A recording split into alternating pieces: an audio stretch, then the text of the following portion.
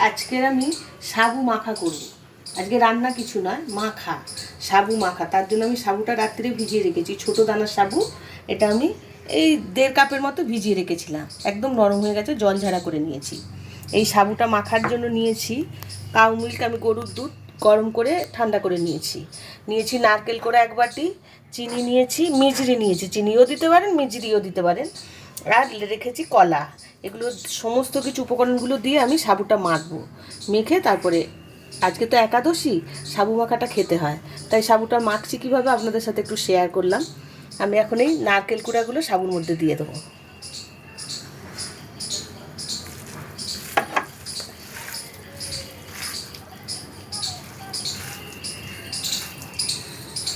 খুব ভালো লাগে খেতে সাবু মাখাটা, অনেকেরই পছন্দের খাবার। শিবরাত্রির দিন সাবু মাখা খায় সব, অনেকেই। তারপরে কিছু কিছু উপোস আছে যেটা সাবু মাখা খায় সবাই, আর একাদশীতে তো খেতেই হয় সাবু মাখা। এবার নেব আমি কলাগুলো। এগুলো আমাদের গাছের কলা, এগুলো ডগের দিকের কলা, এটা উপরের দিকের কলা।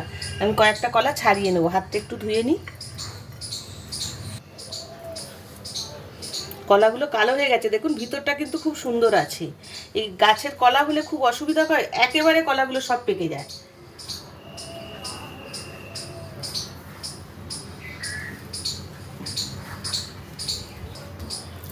কলাগুলো আমি ভালো করে চটকে সাবুর সাথে মেখে নেব।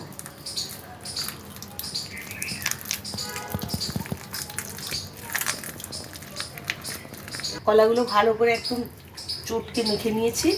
এখন এর মধ্যে দেবো মিজরি দানা দিলেই ভালো হয়, আমি মিজরিটা একটু গুঁড়ো করে নিয়েছি, গলে যাবে। আর একটু চিনিও দেবো। একটা দুটো দানা হয়ে গেছে কলাগুলো, এগুলো একদম পিওর কাঁঠালি কলা। চিনিও একটু দিলাম।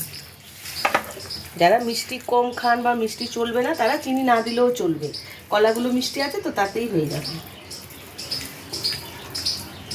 এখন দেবো এই দুধ।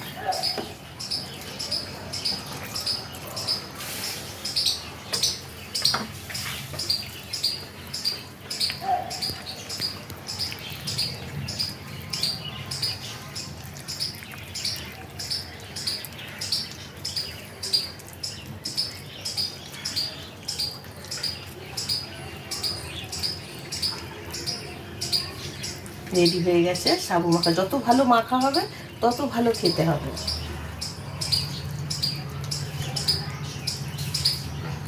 রেডি হয়ে গেছে সাবু মাখাটা।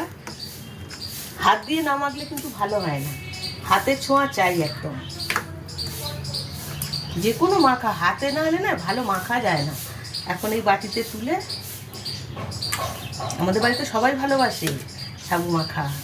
এবার কয়েকজনের সুগার আছে তো, তাদের একটু চিনি কম দিয়ে দিতে হবে।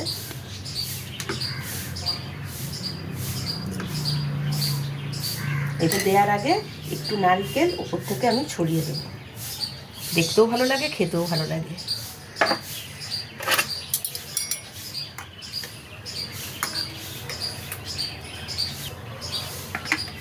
এভাবে পরিবেশন করব। কিন্তু এটা দেখে আর থাকতে পারছি না, সাবু মাখা তো, আমি একটু খেয়ে দেখবই কেমন লাগছে।